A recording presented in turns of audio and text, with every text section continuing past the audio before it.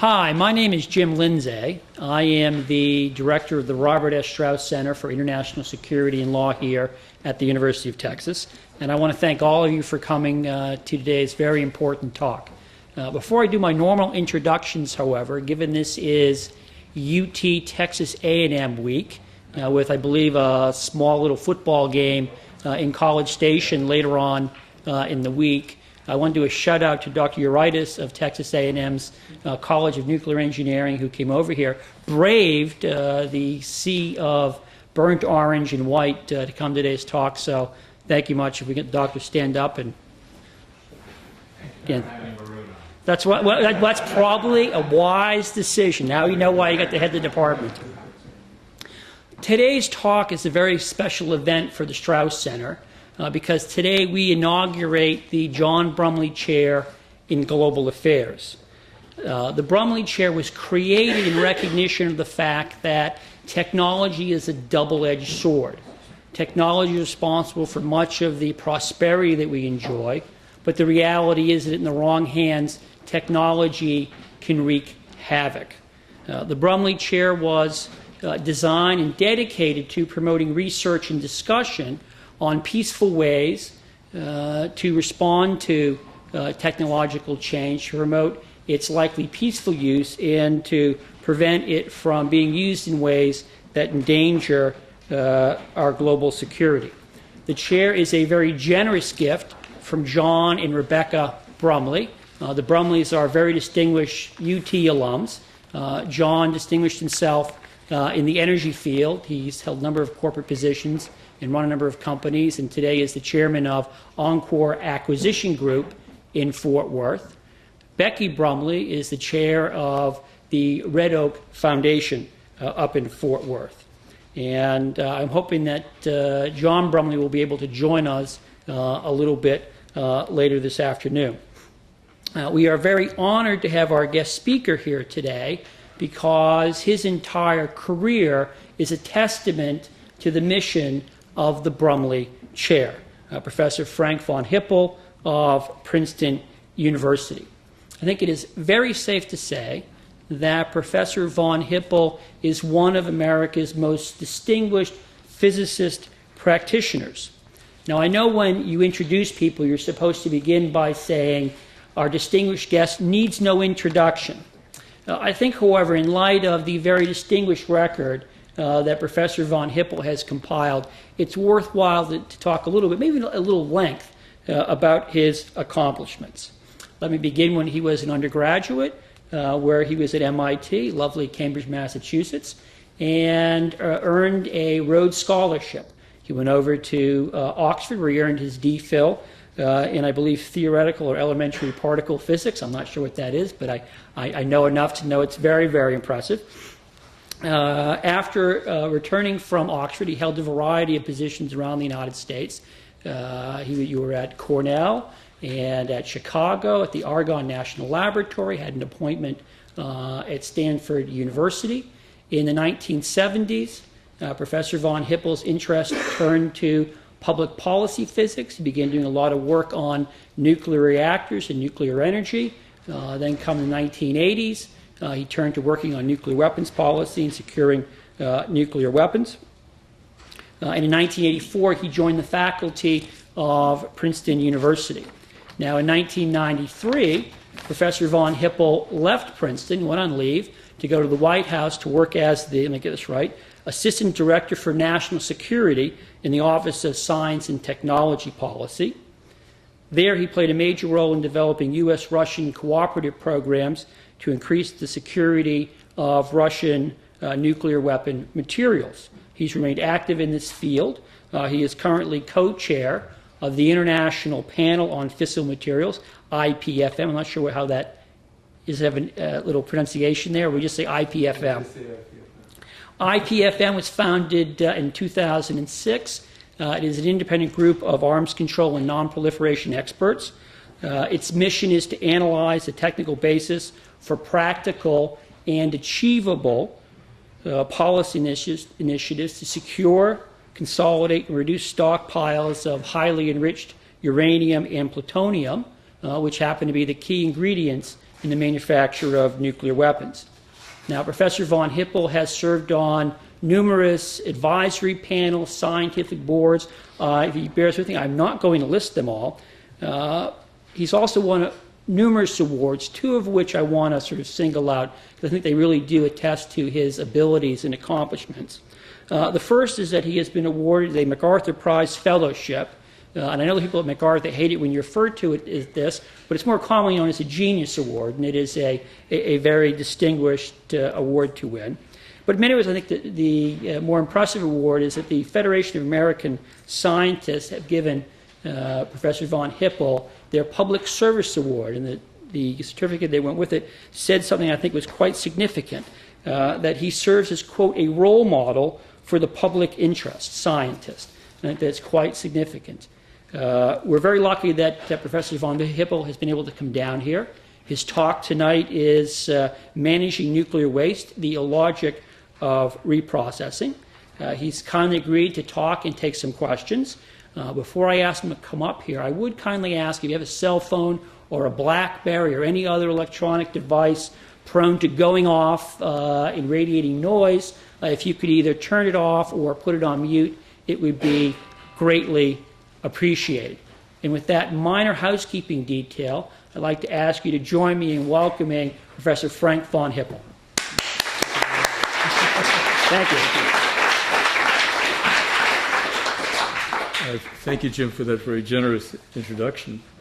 Actually, a couple of things you said make a couple of slides in my talk unnecessary, so I'll go through those pretty quickly. Let's see if it comes up. Yeah, okay. And actually, what I'm going to do, those of you who arrived early will notice that there was a stack of a couple of reports out front. One is, and in fact, there are a few left over there under Professor Kupperman's chair. One is the Global Fissile Material Report 2007 of this International Panel on Fissile Materials. And I'll just give a brief promotion of that as a useful resource to people who are interested in this subject. And then there's a red one, which is the long version of the talk I'm going to give.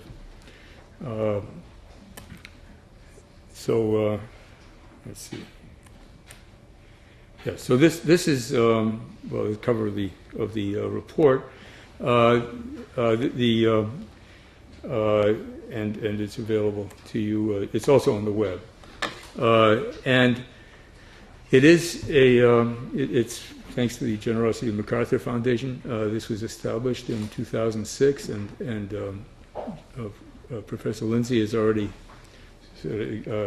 said what the mission is. It's a group of mostly, almost all independent analysts. There's one ambassador on it. And from these 16 countries, and a mix of non-weapon and nuclear weapon states. We have produced 5 reports so far. Well, the first report, this Global Fissile Material, the one before the one I just waved at you, was sort of half pedagogical. Explaining the connection between fissile materials, as Professor Lindsay said, which is really, for practical purposes, plutonium and highly enriched uranium, and weapons, and how they're made, and how much there is in the world, and where it is. Then we did 3 topical reports, one on the U.S.-India deal, a very controversial deal, India being one of the 3 countries which did not join the Non-Proliferation Treaty, in fact, whose use of civilian plutonium for weapons actually triggered much of U.S. non-proliferation policy in the 70s. The Japan's plutonium program, and then the subject of my talk today, the proposal which has been made reverse the U.S. policy against reprocessing. That's separating plutonium out from spent fuel. And then this overview report, again for 2007, that I'll just tell you briefly what's in it. There's a table of contents. I don't know whether you can read it back there, but we do an update on how much nuclear material there is in the world and how much is being produced, and then talk about there's this cold excess from the Cold War, the dismantlement of more than half of the Cold War nuclear arsenals, the U.S. and the Soviet Cold War nuclear arsenals, and how the highly enriched uranium and plutonium from those weapons is being disposed. There's the post 9/11 concern about the vulnerability, potential nuclear terrorism, and the potential, the vulnerability of the huge quantities of fissile materials in the Department of Energy's complex to theft. And this is the cost, the security costs, annual amount of money that the Department of Energy spends on the security of this material is skyrocketing. Last year it was $1.3 billion. And so the Department of Energy is trying to reduce those costs and make the material more secure by consolidating it at fewer locations, fewer sites, and fewer locations on those sites. Then progress on nuclear disarmament, and then various other issues, which I think I can leave to you if you're interested. We have some forthcoming reports. There's an old proposal, which is of renewed interest.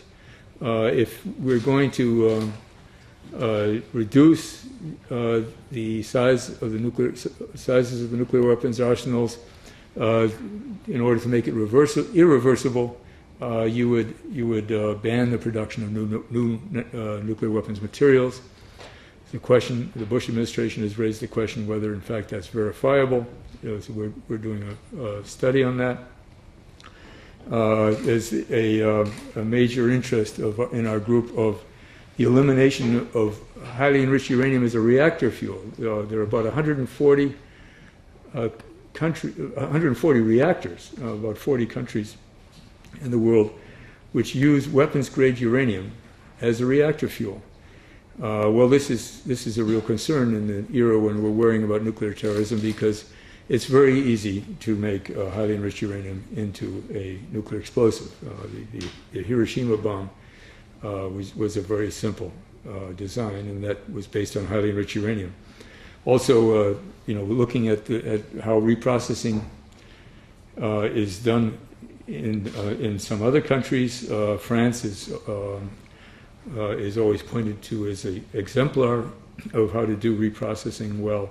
We have a report in the works on that, and on consolidation of nuclear materials in Russia, which is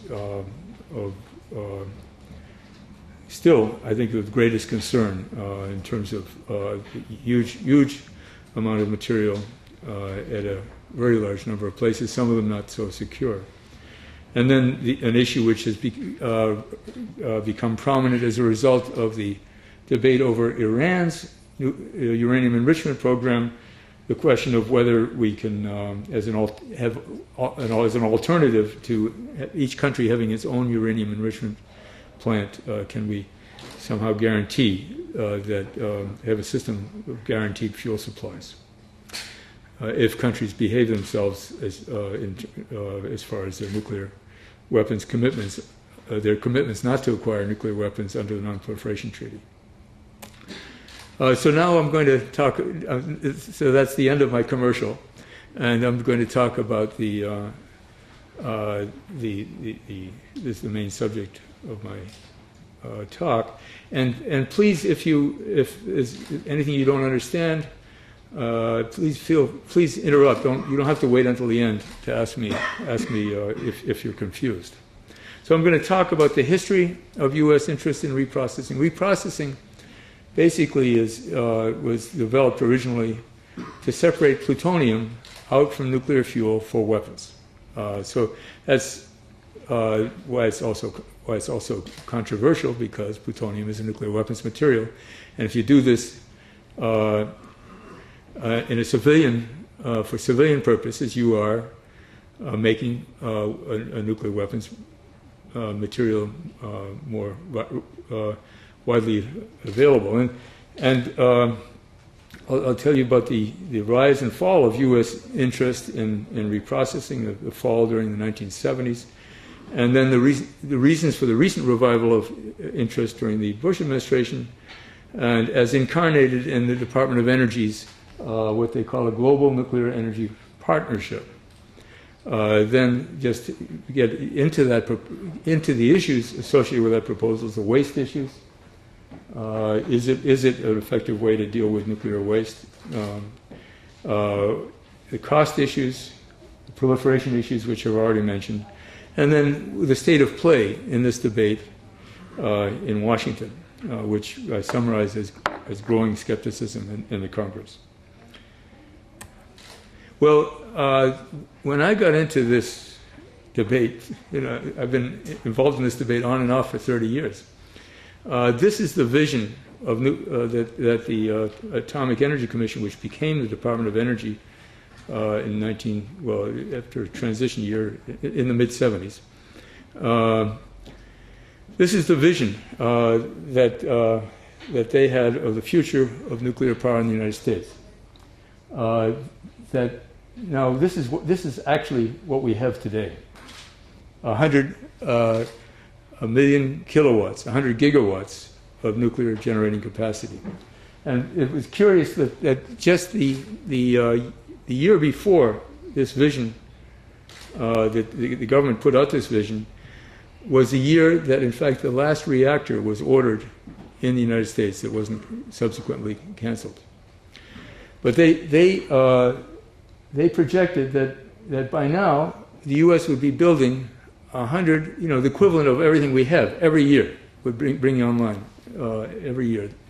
And that there just wasn't enough uranium, low-cost uranium, to fuel that huge nuclear capacity that they projected. And therefore, we would need liquid metal fast breeder reactors. That is, these reactors cooled not by water, which is the way our current nuclear power plants are cooled, but by liquid sodium. And they would have the property that they could use as, now the current generation of reactors can use U-235, which is a chain reacting isotope in natural uranium, as a fuel. But that's only 0.7% of natural uranium.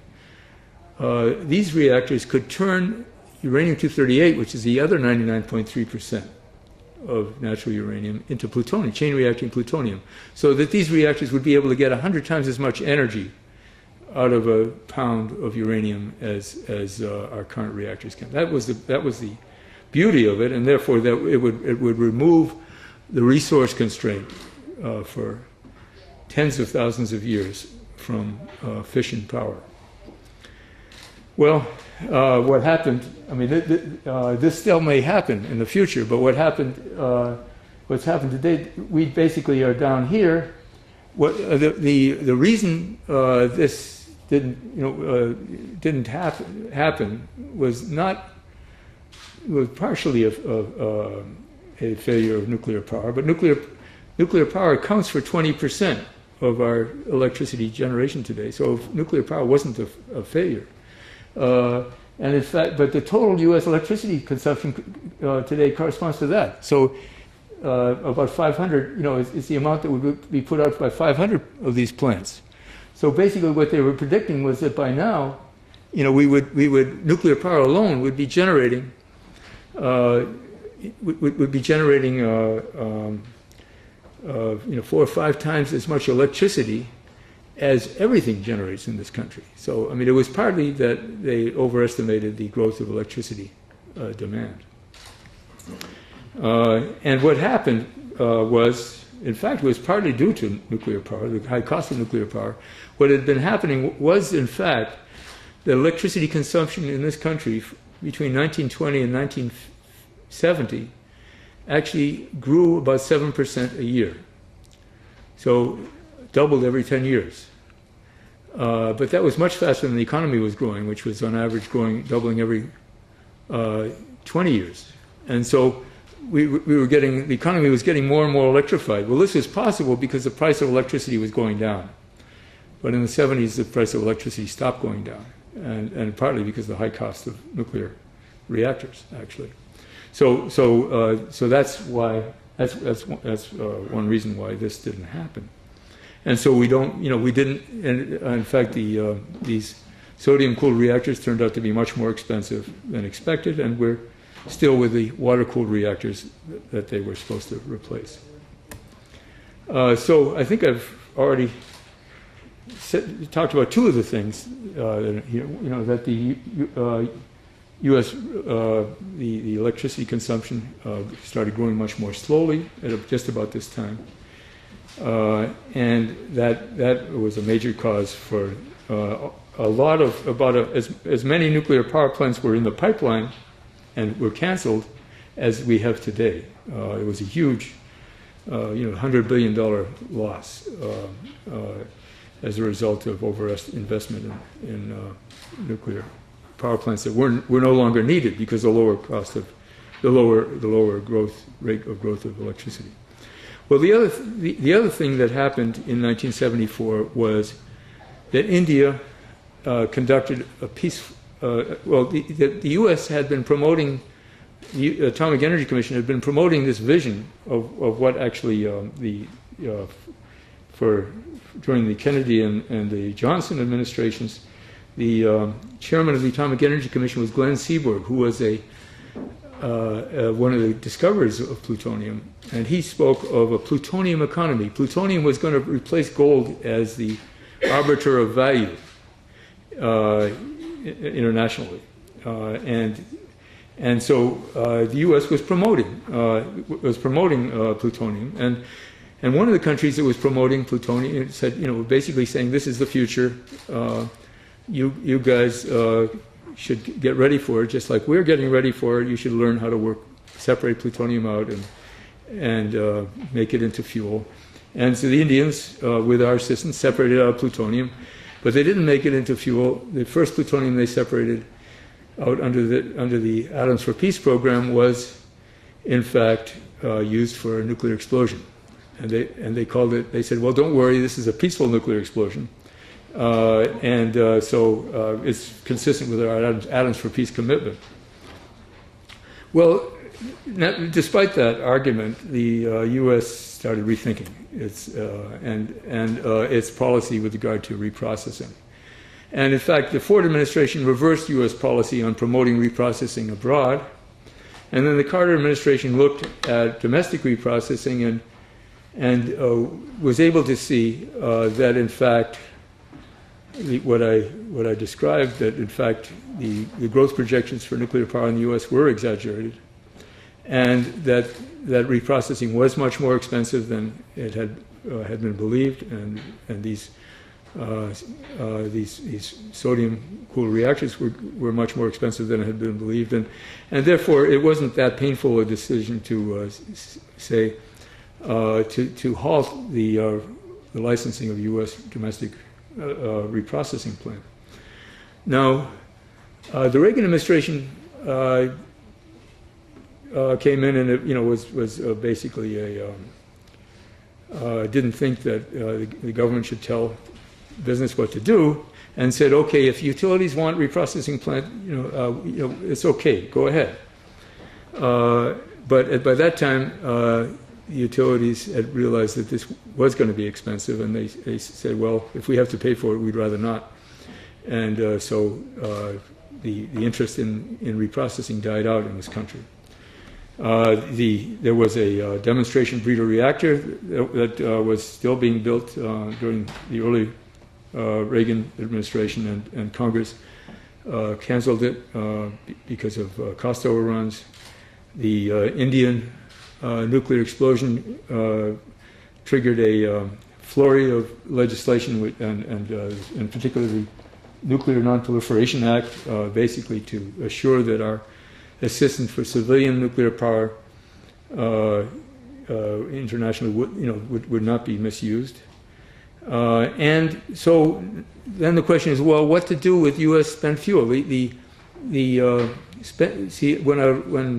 in today's reactors, the fuel that's put into the reactor is about 4% U-235. It's called low enriched uranium because the U-235 has been enriched from 0.7% to about 4%. It's not weapons usable. But when it comes out, some of the U-238 has been turned into plutonium, and so it contains about 1% plutonium. And so that was what was going to be separated out and recycled and so on. But given that was canceled, the government felt responsibility for helping the utilities out with the spent fuel that was accumulating on site that would have been shipped to a reprocessing plant. So the Congress said, okay, U.S. government will build an underground repository, and the spent fuel will be shipped there, and the repository will be open for operations in 1998.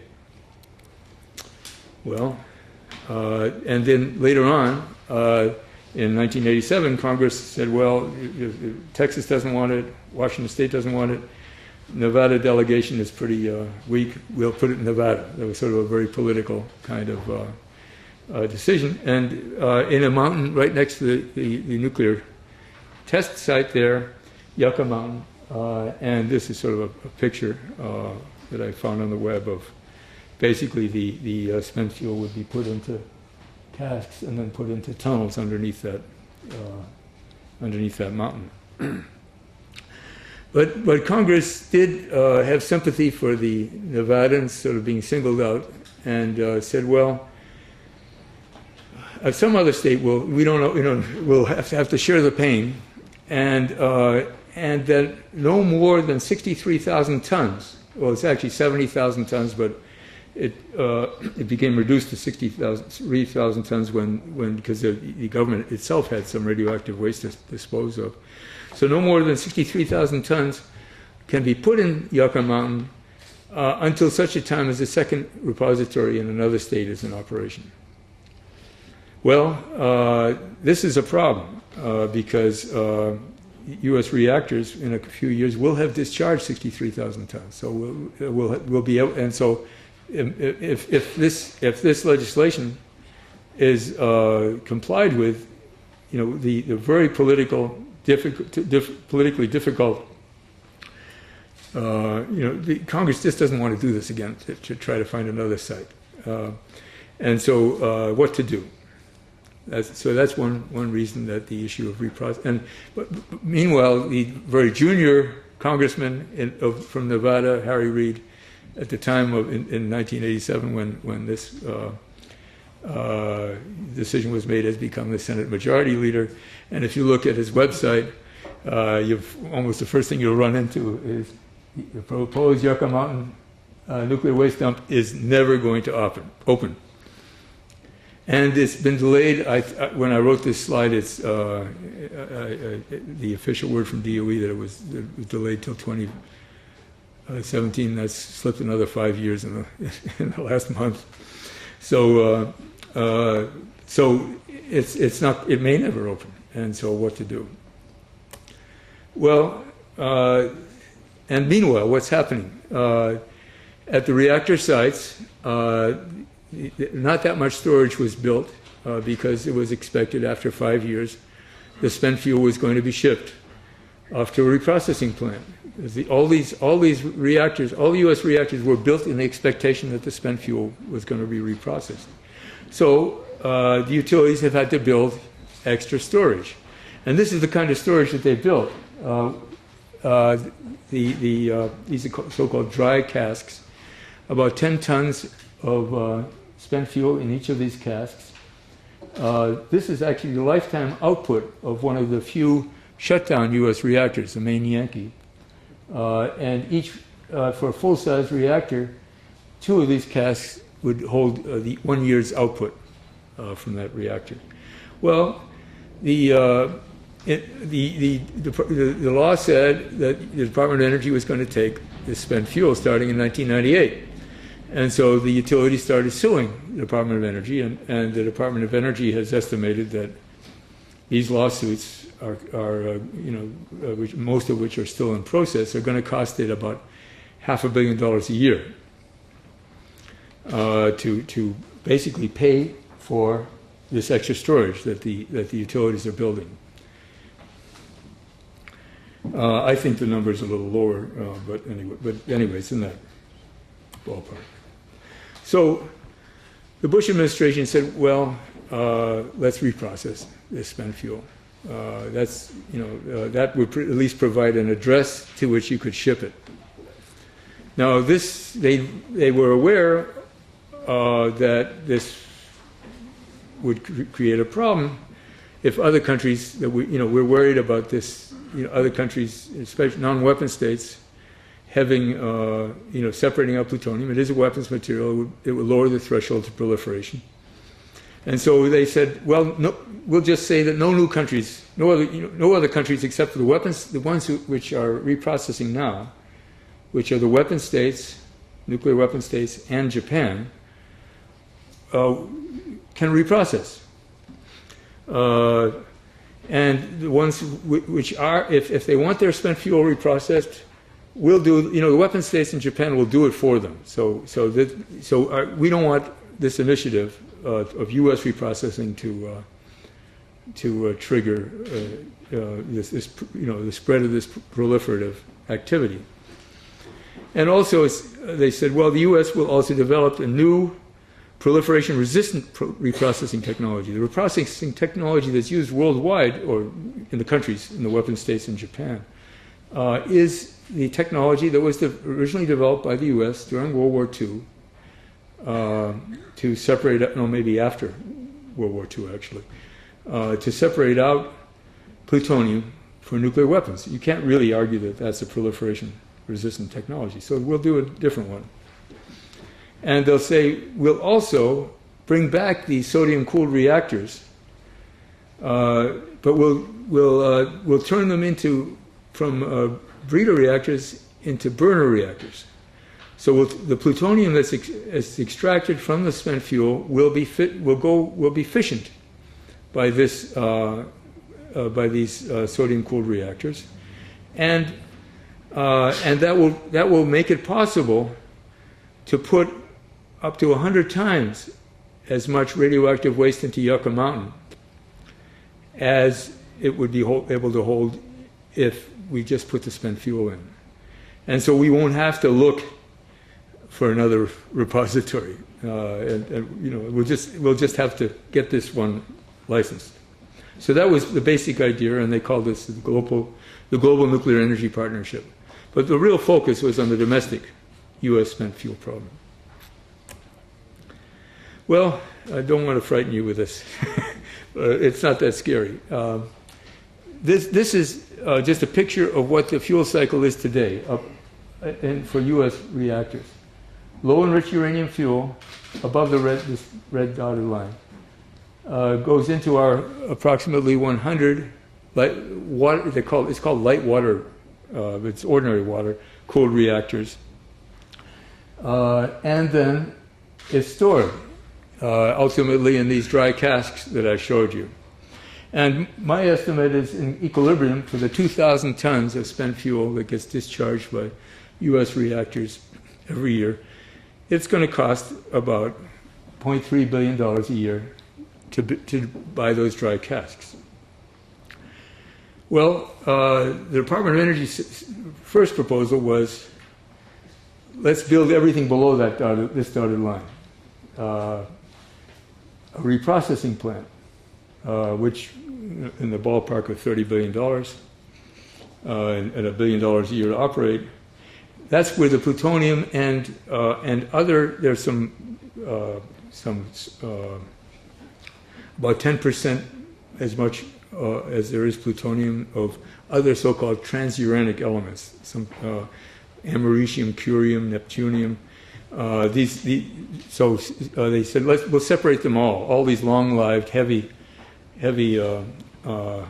elements that are would cause a problem, which would generate a lot of heat during storage. And it's not the volume of the waste that would determine the capacity of the Yucca Mountain. It's actually heat output, how much heat the mountain could absorb in the first 2,000 years.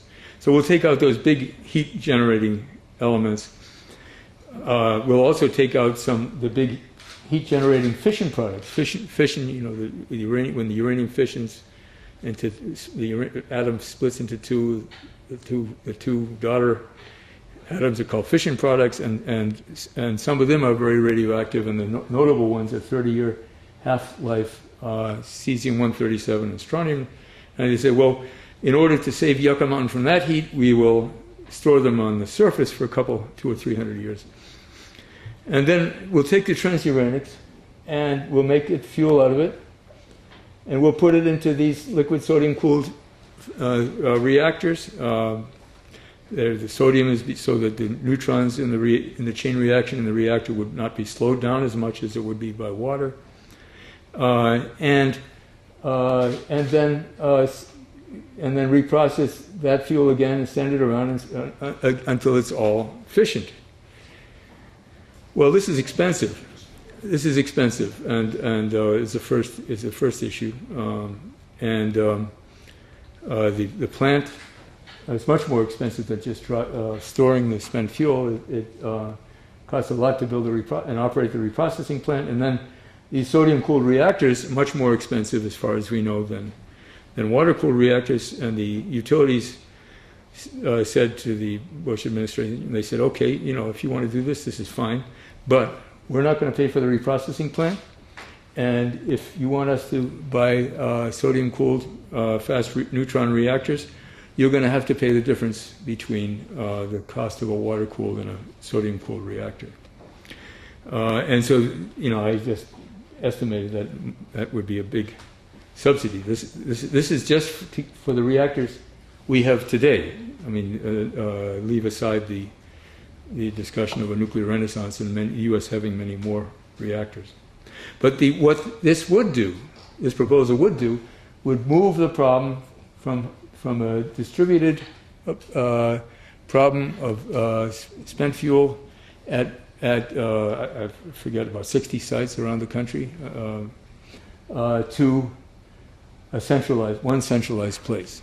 A centralized place wouldn't be Yucca Mountain, but it would be someplace. And this facility would be more welcome, it was expected, than Yucca Mountain.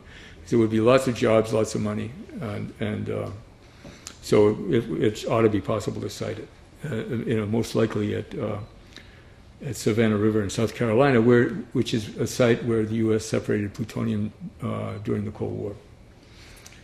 So that's the vision. The problem is, one problem is that these reactors don't exist, and the Department of Energy was proposing to build this reprocessing plant to separate out transuranics at a huge rate for reactors that don't exist.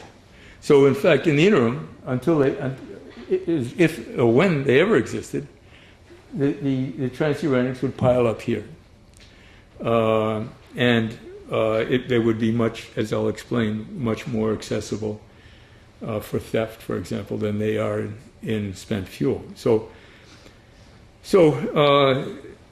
Well, the French do it another way, and the France's nuclear conglomerate, Areva, is very interested in building this reprocessing plant, any reprocessing plant the U.S. builds, and they said, well, why don't you do it the way we do it in France? And this is the way the French do it, and it runs reasonably smoothly. They said, well, okay, reprocessing plant, we'll build you that, and we'll build you a fuel fabrication plant for the separated plutonium. Don't worry about the transuranics, the other transuranics, for now. And then what we do in France is we take this this so-called mixed oxide fuel, which is a mixture of the oxides of uranium and plutonium. And we put it back in the reactors that it came from. And then we sent the spent mixed oxide fuel to the reprocessing plant, but we don't reprocess it, we just store it there.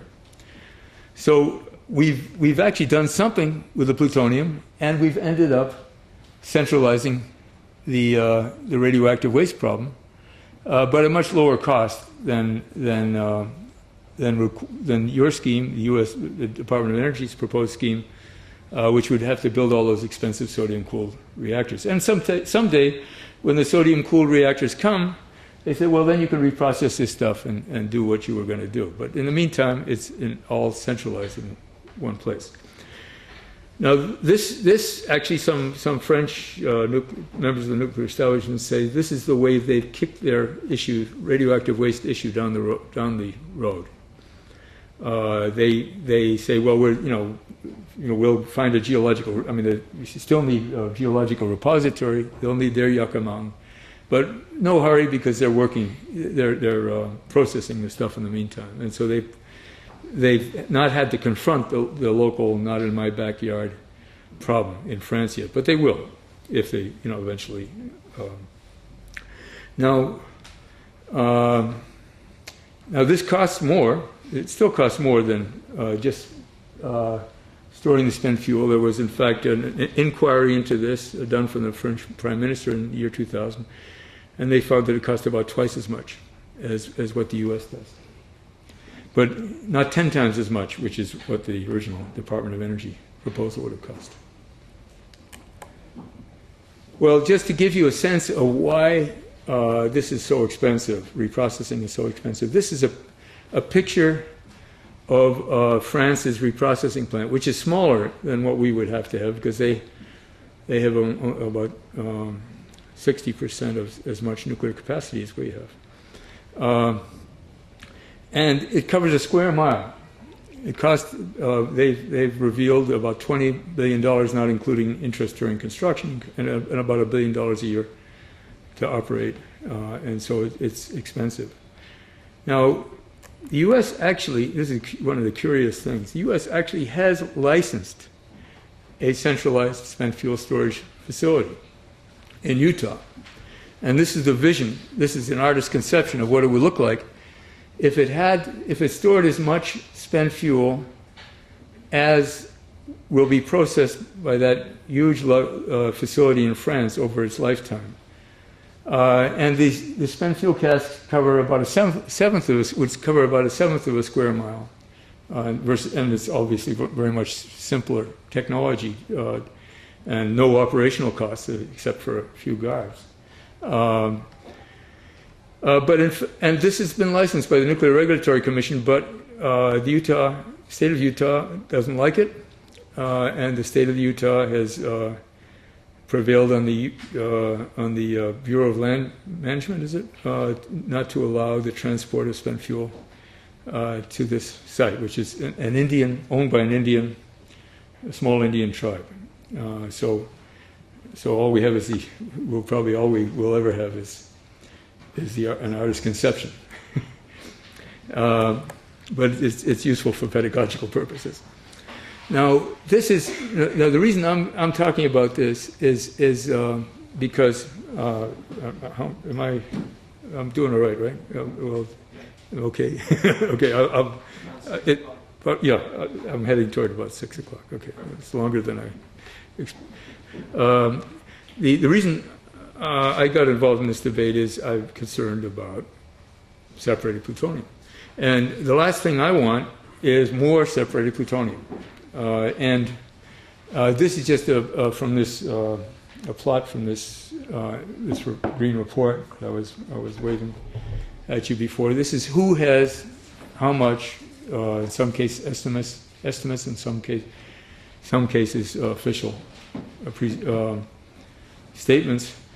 Who has how much plutonium? And in the world, about 500 tons in total. And about half of that a legacy of the Cold War, mostly in Russia and the U.S. Russia's number is very uncertain. But the other half as a result of this failed dream of plutonium breeder reactors. Basically, the country started reprocessing. U.S. abandoned it before we actually did separate out a significant amount of plutonium from spent fuel. We gave up this dream of in the near term anyway, of a plutonium breeder reactor. But other countries, notably Russia, UK, France, went ahead. France is recycling its separated plutonium. Some other countries in Europe France and the UK reprocess their spent fuel. They're getting out of the business now. And Japan, which has the same and an even worse problem than we had as far as on-site storage, because the local governments wouldn't let them build those dry cask facilities on the site. So the only alternatives they had was first to send the spent fuel to France and the UK for reprocessing, and then later on to build their own reprocessing plant. So the world has, and the US and Russia have declared excess a lot of their Cold War plutonium, and are struggling to, so far I haven't been able to get rid of any of it because it's hard. It's expensive. It's currently estimated that the Department of Energy's program to get rid of this excess plutonium will cost more than $10 billion. So the last thing we need right now is more separated plutonium, is in my view. And this is just to explain to you why. This is a picture from a reprocessing plant, a visit I made to a Russian reprocessing plant in 1994. And you see this guy day in, day out handling plutonium. There's 2.5 kilograms in that can. There were 6 kilograms in the Nagasaki bomb. So 3 cans, enough for a Nagasaki bomb. He's not getting, the danger from this is actually from inhalation. So he's taking this inner can and putting it in an outer can to make sure that none of the plutonium oxide powder leaks out. But he's getting a very, very small radiation dose. So it's very portable once it's separated. Here is a spent fuel assembly, artist's conception. And it weighs about 1,000 pounds. It contains about 5 kilograms of plutonium, but it's mixed with fission products. Even 50 years after the spent fuel is discharged from the reactor, the radiation field around that spent fuel assembly is so intense that somebody standing a meter away like this would get a lethal dose within 20 minutes. And if you wanted to steal it, you'd have to have a 20-ton container and a truck to carry it. It would be much more visible carrying it. When I visited this place, there were 12,000 cans like that. I don't think they ever counted the cans to see whether they were all there. There was a padlock on an ordinary warehouse and a young conscript with a gun outside it. So that's the IEA says the plutonium and spent fuel is self-protecting. Well, the spent fuel protects it. Now the Department of Energy said, well, we'll make the I mentioned a more proliferation-resistant kind of reprocessing, and one of the versions that they talked about was, well, we'll mix the transuranics. Well, originally they were talking about this one, but they said, we'll mix it we won't separate the plutonium from the other transuranic elements. That mixture will be 100 times more radioactive in terms of gamma radiation, penetrating gamma radiation coming out from than separated plutonium. Well, that's true, but it's still 1,000 times less radiation coming out of it than would meet the IEA's criterion of self-protection, and 10,000 times less than the radiation level when the plutonium is in spent fuel. So since the 1970s, U.S. policy has been, we don't reprocess, you don't need to either. And it's been very successful. The Bush administration says it's not been successful because some other countries still do reprocess, but in fact no new countries have begun to reprocess and several were on the verge of it in the 1970s. And in fact, some countries have quit in the last 30 years.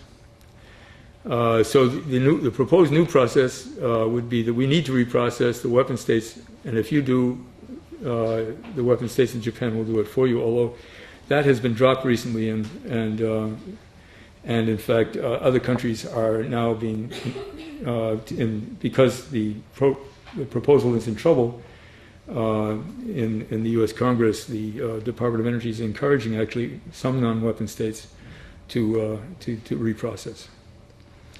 But this proposal of reprocessing for others has already failed, and because there have been merchant reprocessing countries, France, Russia, and the UK have all had reprocessed for other countries, but all those countries, those customer countries, have dropped out except for the Netherlands, which is still reprocessing but has a very small 1.5 size reactor. And is reprocessing in France. Still, it's renewed his contract with France. The problem is that France and UK and now Russia also politically were not able to keep the radioactive waste. So they would ship the radioactive waste back to the customer country, and the country said, "Well, if we've got to figure out how to store what to do with our radioactive waste, why do we have to send you the spent fuel to start with?" And so that's why all these countries have quit, and the United Kingdom itself, having lost all its foreign customers, is also quitting. So I come down to the question is, what is the matter with, in fact, what we've got compared to this proposal of reprocessing? Now, only 5% of the spent fuel in the U.S. right now is not at sites with operating reactors. At those sites with operating reactors, which have the 95% of the spent fuel, the risks from these casks, this is an operating reactor, is orders of magnitude less than the risks from the fuel in the reactors or in the spent fuel pools, which is an intermediate form of storage for the hot fuel when it's too hot to be put into these casks. And there's plenty of space. You see in the secure areas around U.S. reactors. And even the local anti-nuclear groups, when they say, well, make a choice, either we store it here or we reprocess it, say, well, we'd rather have it stored here. So that there's no need to panic. Eventually the spent fuel will have to be moved, but there's no need to panic. So the summary, the conclusion is that reprocessing exchanges interim on-site storage of self-protecting spent fuel for interim stockpiling of material that's easily carried away and from which plutonium could easily be separated costs 2 to 10 times more than on-site storage, and it provides a cover for other countries to develop nuclear weapons options. Aside from that, I have nothing too bad to say about it. And just a couple of added, I mentioned the last bullet I had in my outline of this talk was that Congress is getting skeptical. Here's some quotes from the House Energy and Water, the House Appropriations Committee Energy and Water report on the Energy and Water Development Bill. And I won't read it to you. I think we've got hard copies of it anyway. And then they're just I guess 2 weeks. Whoops. Well, there was also a National Academy of Sciences report, which the Department of Energy asked it to review its nuclear energy and R&D program, and they said you should cancel this program. You should do an R&D on this, but you should not build a reprocessing plant. It's you don't know what you're doing. So that's it. Okay. Thank you very much. Thank you.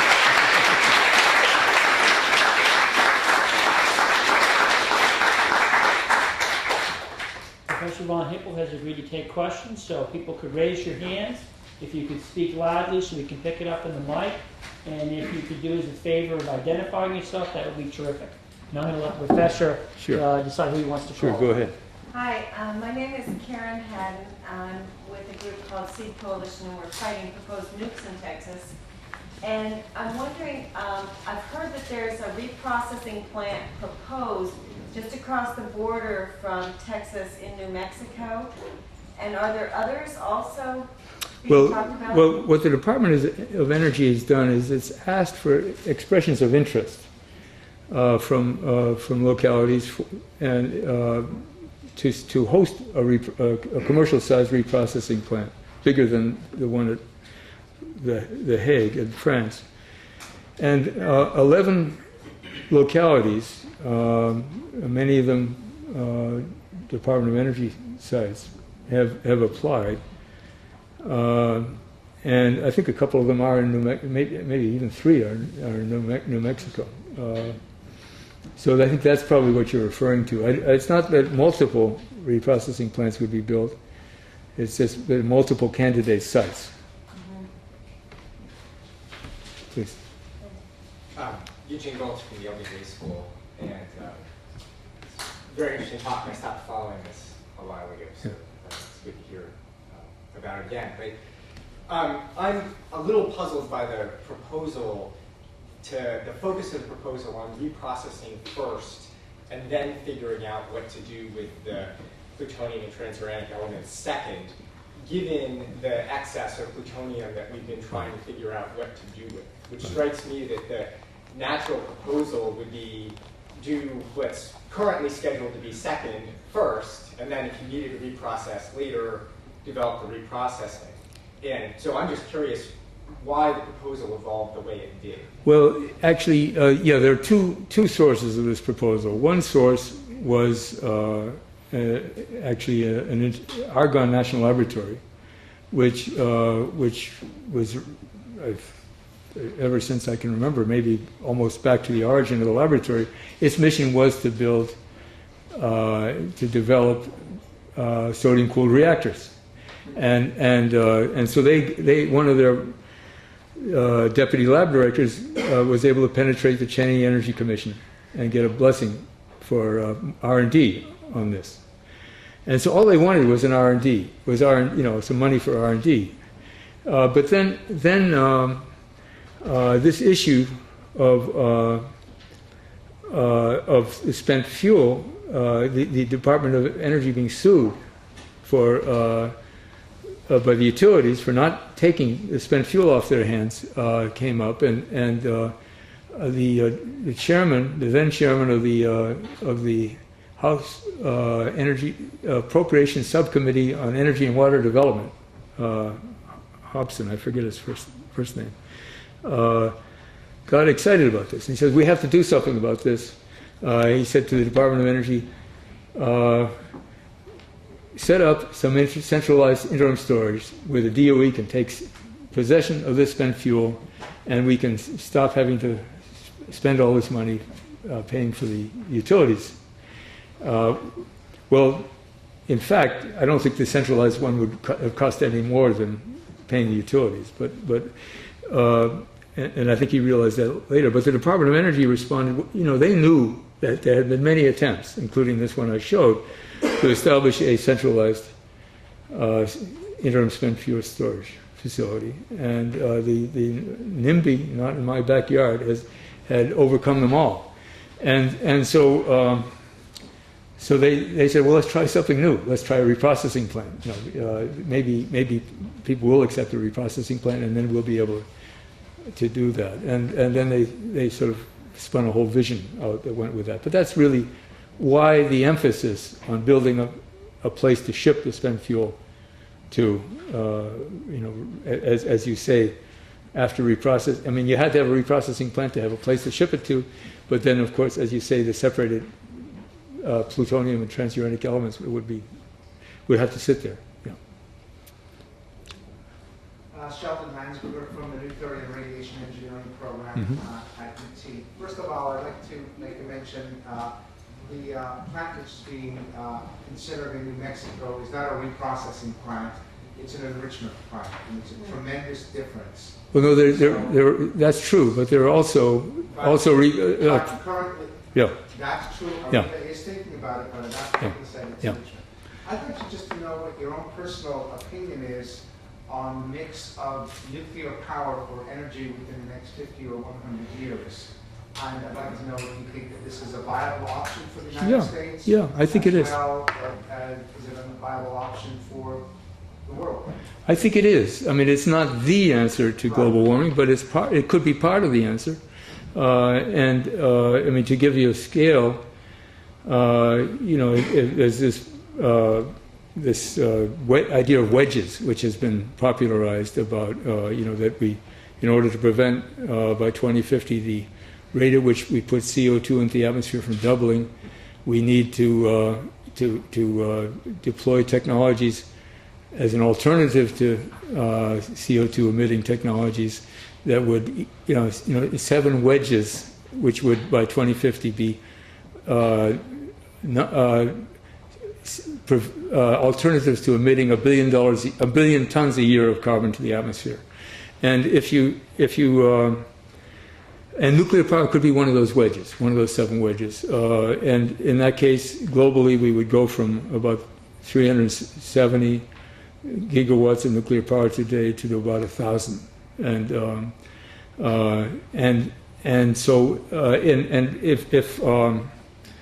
the reactors are getting safer, if the nuclear industry was satisfied, which I think it basically is, in staying with a once-through fuel cycle for the next 50 years, there's plenty of uranium for that scale of a deployment. It would be fine. I think it would be, you might have a Chernobyl-type accident, but still, compared to, the global catastrophe from global warming, even that, I mean, you'd like to minimize the possibility, but even that has to be put into perspective. Please. Yeah, Steve Beers. It seems like a real Hobson's choice with today's preoccupations between leaving nuclear waste above ground where it can be, perhaps an airplane can slam into it on purpose. Yeah. Or the other alternative to make use of it, as the government says it wants to do. We're talking about invading other nations and possibly touching on World War III because of the side effects of the so-called peaceful atom. I think it's really interesting that, that this recycle process barely adds 75 gigawatts at your top estimate. It seems like it only makes a trivial contribution to ameliorating global warming. It seems like we're really between a rock and a hard place if this is the only alternative. Well, there's two. I mean, the once-through fuel cycle by itself is pretty benign from a weapons standpoint, except with one exception. I mean, you're putting in low enriched uranium, which is not weapons usable at one end, and at the other end you have this highly radioactive spent fuel, which you would have to have a reprocessing plant to separate the plutonium out. And so if you don't have a reprocessing plant, or if we decide we don't need to have reprocessing plants for 50 years or so, and can get the world to agree to that, then that end you've dealt with for that length of time. Now on the front end, you do need to enrich the fuel, to low enriched fuel, and that's what the issue is with Iran. Iran said, well, we can't depend on anybody else to enrich this fuel for us. We're going to build an enrichment plant. We're only going to produce low enriched uraniums, don't worry. But the rest of the world says, well, the kind of enrichment plant you're building, it can be very quickly converted to producing highly enriched uranium, and we don't trust you. And that's where the World War III remark comes from. And so people have been struggling, well, with the, can we have this kind of nuclear power that we have now without proliferating these enrichment plants to more and more countries?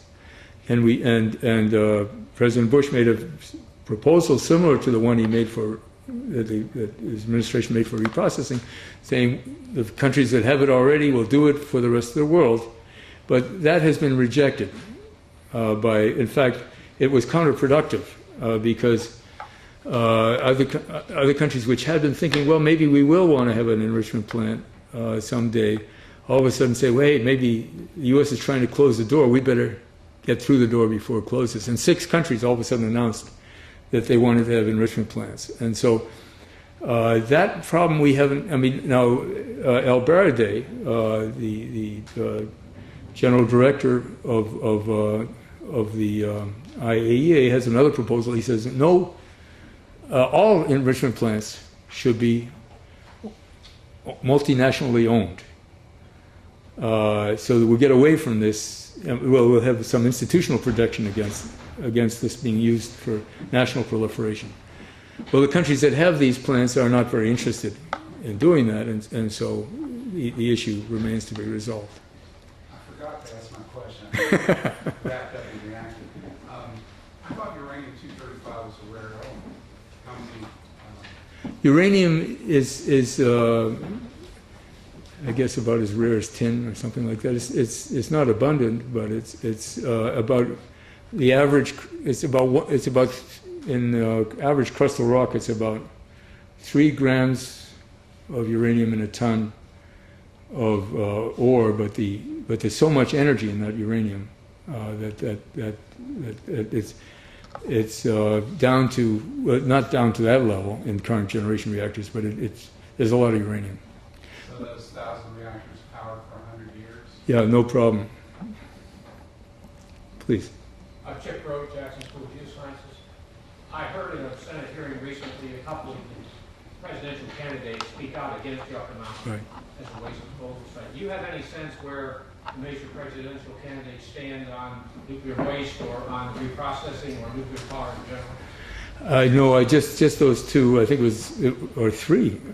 I think. I mean, basically, Obama, and I think Edwards as well. Yeah, I mean, they you know, Nevada is a early primary state, and that's they and you know and Harry Reid is an important senator, and I should mention that Harry Reid is very much for reprocessing. I don't think so. I disagree. Well, there's a Harry Reid Center at the University of I know that. Las Vegas, and they get $4.5 million a year from Congress for reprocessing. I know.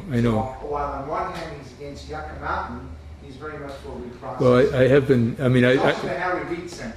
No, I know that, and he's playing both sides of the fence. Yes, he is playing both, but also on both sides of the fence on reprocessing as well. His staff. I've been talking to his staff. Yeah. Yes, sir. Or maybe. Schneider, okay. Nuclear engineering. Yeah. You mentioned in your slides that the cost of reprocessing with closed fuel cycle strategies between 2 and 10 times that on the back end of what we're currently doing. And I'd first like to advance a claim and then ask a question. The claim I'd advance is that maybe is a little disingenuous because that extra cost goes more toward internalizing the costs of taking care of the waste.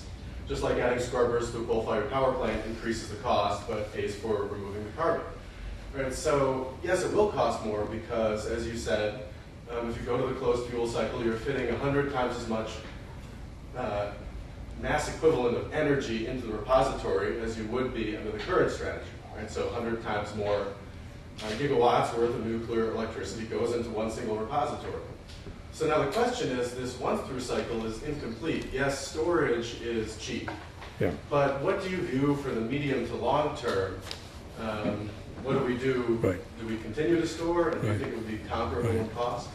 Right. No, I mean the what you're talking about, the getting, you know, getting 100 times as much energy out of the a kilogram of uranium. That's doing the plutonium breeder route. Yeah, the full amount. Yeah, the full thing, and you're right. It would cost more, quite a bit more, and in fact, at this time, I mean, of course, nuclear power has to compete with other energy forms, and I think if you forced that, it would. I think nuclear power can compete now, especially if you have you put on a carbon tax or you require carbon to be sequestered underground from coal plants.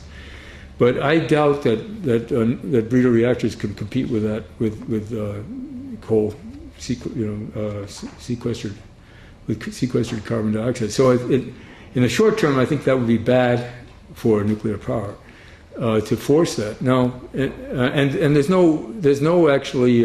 The question is, the Department of Energy has refused to say how much this would cost, and but there's. They have any idea? Yeah, they don't, but they also know it would cost a lot, and so they sort of, it's an incomplete sentence, about who would in fact pay for this. If it ultimately came back to nuclear power, I think it would be the nuclear utilities would say we can't afford it and compete. But if I could just, your other question, what do you do eventually? Now, I've had this debate for the last 30 years with reprocessing and breeder advocates, and where we often finally agree is let's store the spent fuel, and in 50 years from now, let's discuss this again.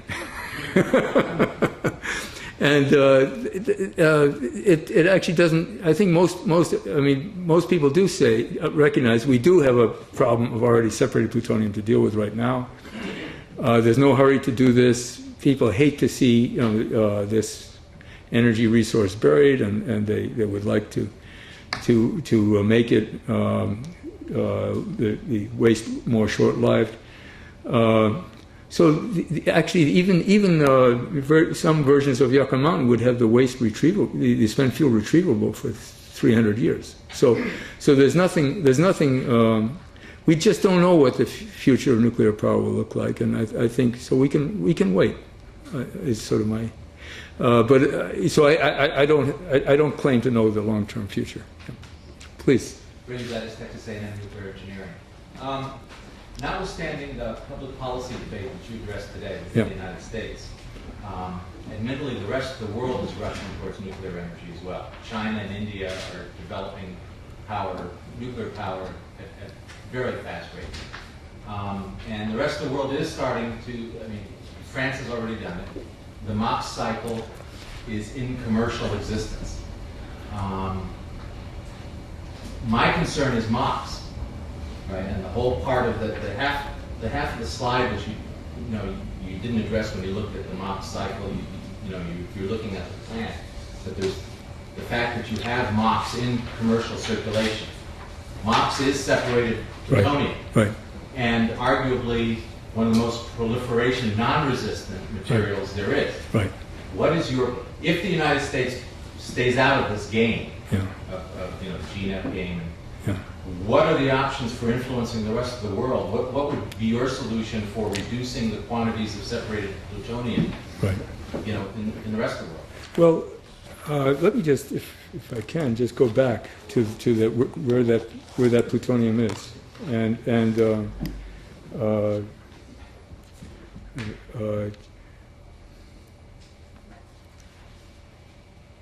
sorry, just.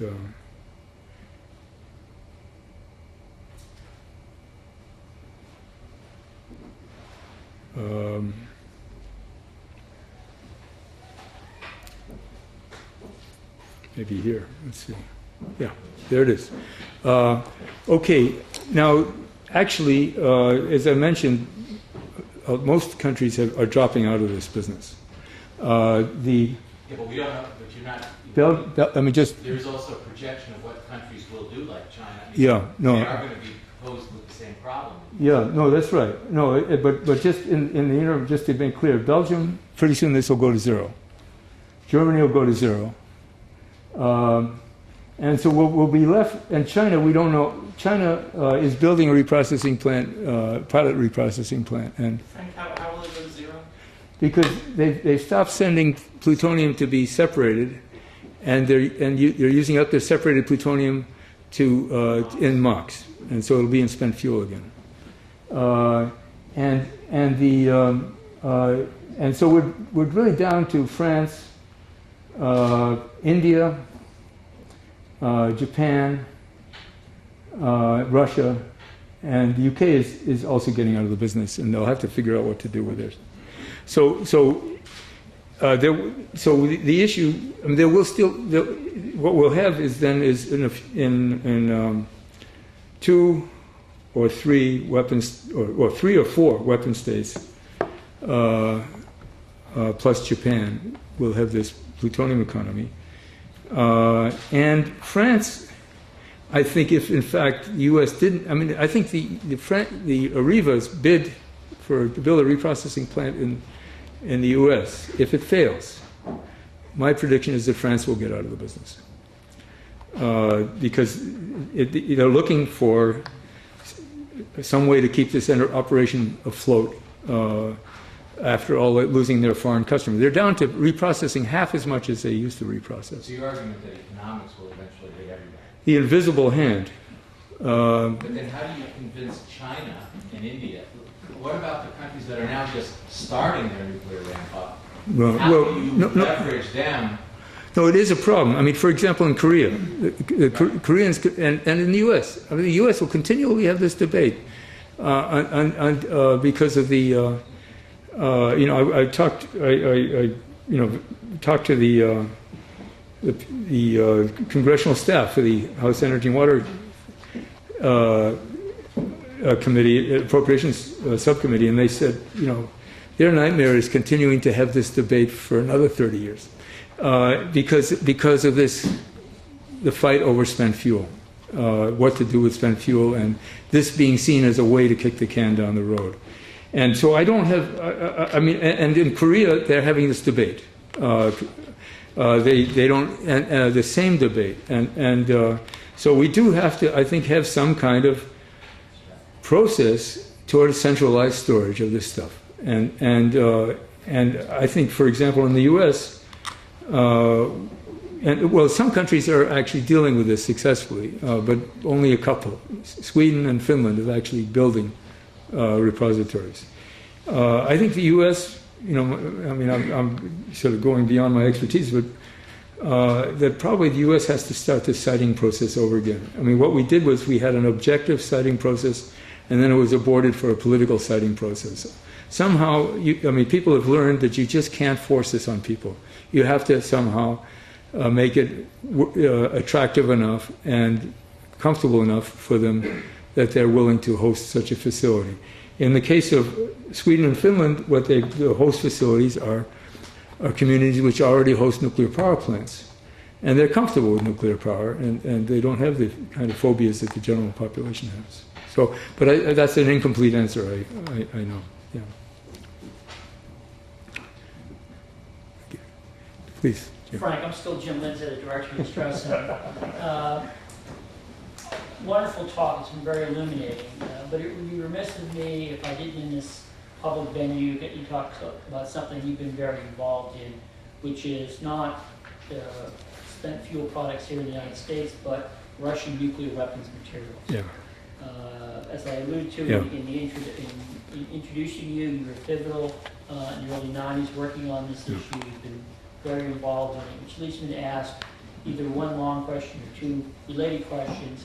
One is how would you judge sort of the current status of the problem? That is, how worried are you? Yeah. And the second thing would be, if you are still worried about it, what's the one thing you want, whether it's the United States or somebody else, to do to address the problem? Yeah. Well, there's some good news, and there's news, bad news, I guess. The good news is that about half of Russia's highly enriched uranium, maybe 40%, has been sold to the U.S. and with a long-term contract. That half of U.S. nuclear power plants are fueled by uranium which was derived from excess Soviet weapons. It's a fantastic story. Russia is making about $10 billion on it, and about 10% of U.S. electricity for a period of about 15 years from this source. So that material is being gotten rid of. But with regard to Russia's Russia has, I mentioned one of our concerns, this International Panel on Fissile Material, is these HEU-fueled reactors. And half of there are about 140 in the world, about half of those are in Russia. And the rest of the world is actually moving toward converting its reactors, most of those reactors, to low-enriched uranium, so that they're no longer targets for potential terrorists. Russia is cooperating with the U.S. on converting reactors that were Soviet-designed in third countries. This phrase was put in a Bush-Putin summit statement. They have not committed to do anything about theirs.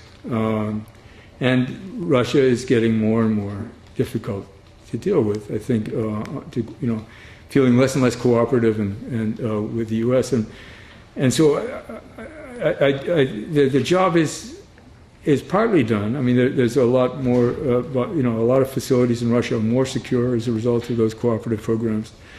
There's a huge nuclear complex to shrink still in Russia, and that's not happening. I mean, they can afford this because of the high price of oil. They can afford this to support this oversized complex now. I mean, they can, and maybe they can afford a little better security, but it really the problem remains. And if we could I think maybe we can't talk to them.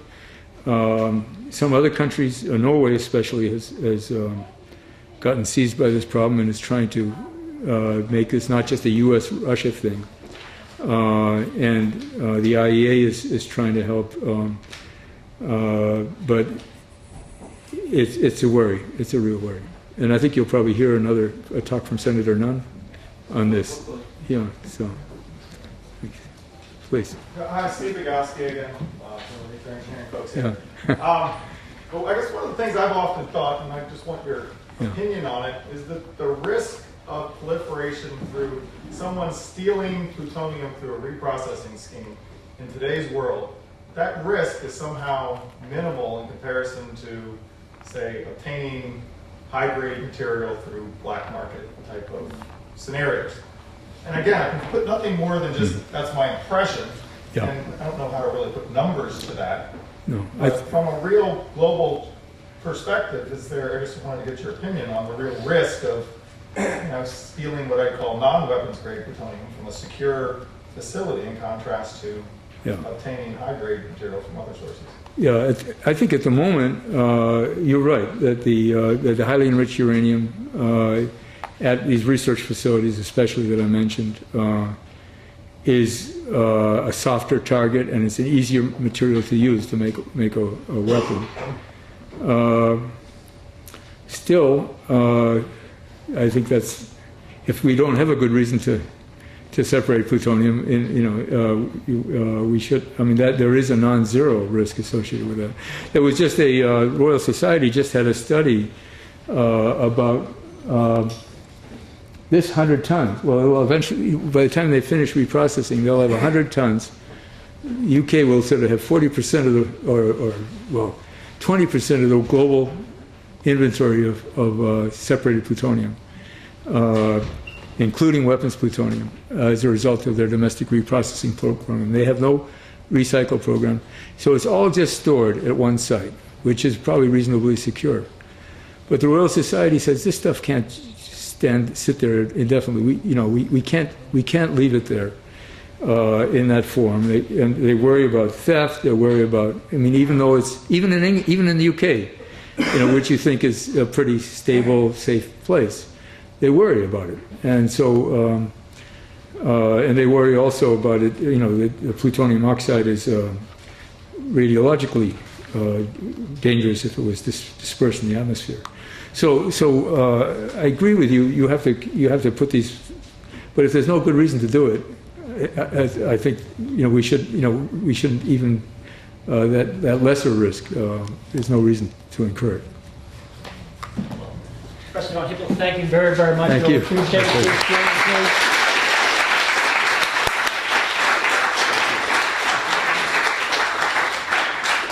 That was an excellent set of remarks, and I think it is safe to say that your career and dedication to understanding technology and trying to protect ourselves against the dark side of technology is really the mission that inspires the Brumley Chair in Global Affairs. I'm glad you were here to be our inaugural speaker. If I may just bear your patience for one moment, I just noticed that John Brumley, who made this evening possible, is here. So if you could please join me in thanking John.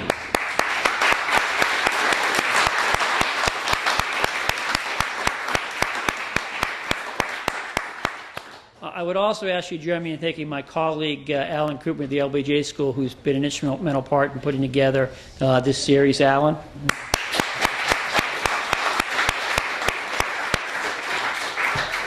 Again, thank you everybody for coming tonight. If you want to learn more about the Strauss Center and our activities, please come to our webpage, www.robertstrausscenter.org. Everybody have a great week and a terrific Thanksgiving. Thank you.